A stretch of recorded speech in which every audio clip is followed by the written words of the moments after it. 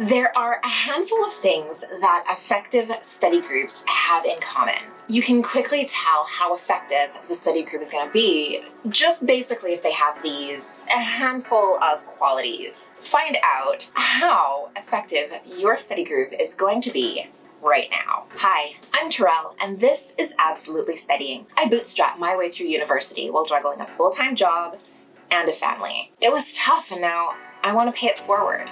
I want to supply you with all of the resources and support you need to flourish in your academic career. Today, we are talking about what makes a study group effective. What qualities or traits would you chalk up in your most effective study group?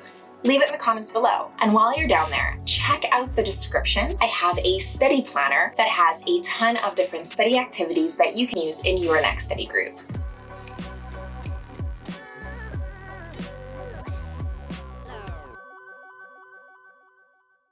Study groups are most effective when they are highly organized. There's a couple of different ways that you can get this accomplished. You can definitely have one study group leader that delegates out chores, keeps everybody on track, and maintains the schedule of the meeting. That is a lot of responsibility for one person to have. Instead, you can also delegate and rotate if you do have several very organized and responsible members in the study group. In order to make sure that nobody takes advantage of these, you can also keep your study group small. The smaller your study group is, the easier it is going to be to keep people focused and on track. It's the less people that you have to steer back onto course. And so you're going to be able to make sure that everybody's on the same page, focus on the same things, and productive. You won't have one or two people who are off talking about something completely unrelated to what you're studying and just dragging the entire group off topic. If you don't have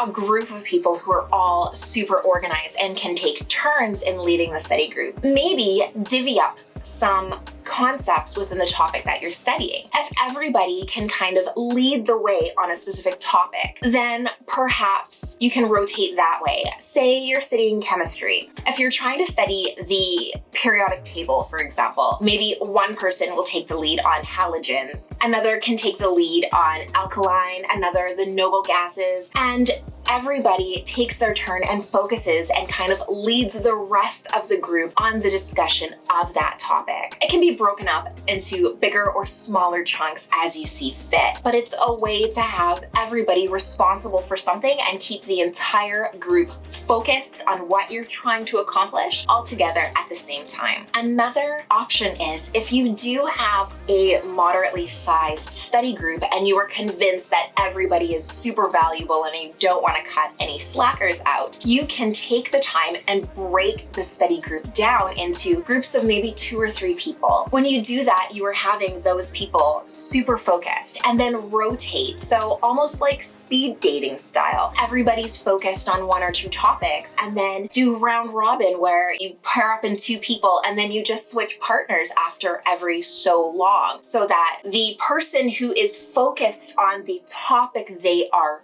teaching gets really well versed in that topic because they're teaching it over and over and over again. But you are still getting exposed to everybody else's topic when they're teaching you and you're studying together. Those are just some quick bits of information that will help you to keep your future study groups focused and organized. Study groups can be such a huge benefit to learning and even socialization, especially when you're studying for long hours and you're super busy and it's really hard to find time to spend with your friends. Study groups can really solve all of these problems, but then they also bring up a whole new slew of problems on their own. If you are searching for activities for your study group to do, don't forget to pick up that free study planner. It has more than 20 different study activities that you can do, and you can also incorporate them into your study group sessions. Break up topics or different activities and have different people in charge of leading them, and make sure that your study groups are super organized. If you are interested, I have another video up top and down below on how you can create the perfect study schedule for your upcoming exam. This is not limited to solo study sessions. You can also make this schedule for your study group to make sure that you guys are covering